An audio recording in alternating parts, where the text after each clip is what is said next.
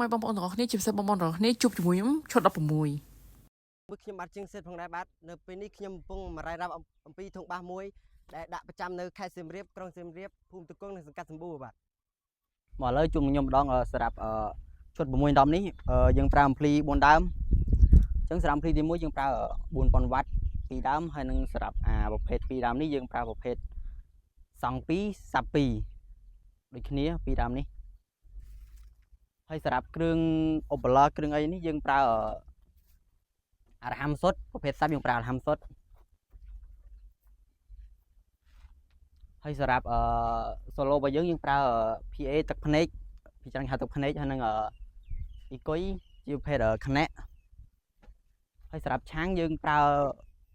2យើងប្រើប្រភេទគូត2ជាប្រភេទ SA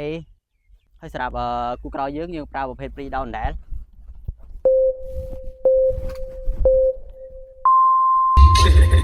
Mira que tú estás rica.